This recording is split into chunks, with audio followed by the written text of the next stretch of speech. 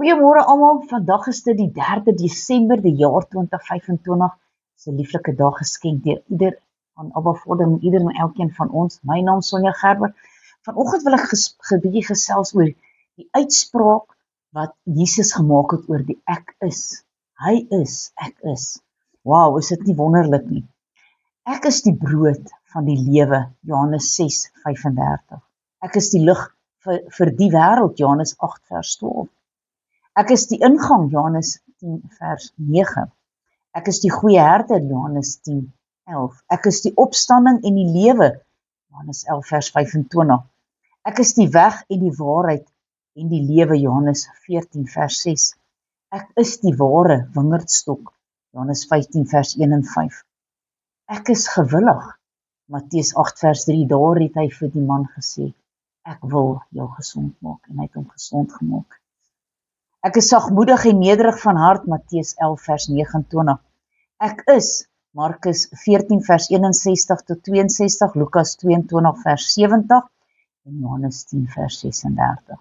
Ek is met julle tot aan die volëinding van die wêreld, Matteus 28:20, die belofte wat die Here vir ons gee daar, wanneer ons moet uitgaan om disippels te maak vir hom.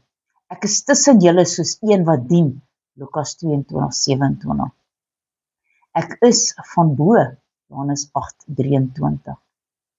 Voor Abraham is ek, Johannes 8:58. Ek is julle leermeester en Here, Johannes 13:13. Ek is die Vader, Johannes 14:11. Ek is die koning, Johannes 18:37. Ek is die Alfa en die Omega, Openbaring 1:8. Ek is die eerste en die laaste, Openbaring 1:17. Ek is die lewende, Openbaring 1:18. Ek staan en klop, Openbaring 3:20.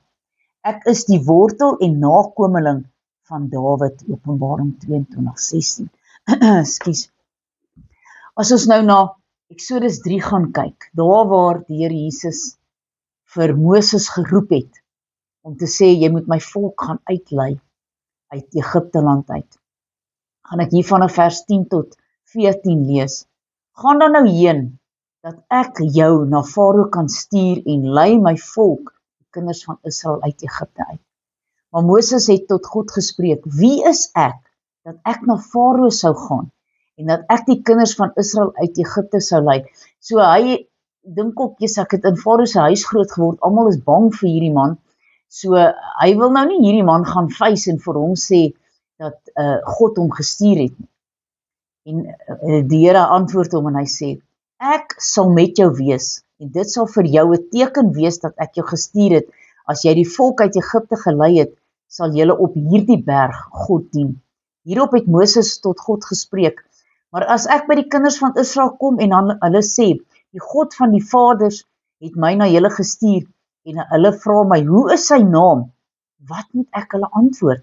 En God sê vir Moses, ek is wat ek is. Ook sê hy, so moet jy die kinders van Israel antwoord, ek is, het my na julle gestuur. Halleluja, God is, ek is, dit is sy naam, en ons moet ere toon aan hom. Kom ons bid saam en ons vra die Here net om ons te lei in hierdie dag, sodat ons nooit sy naam oneer sal aandoen nie. Halleluja.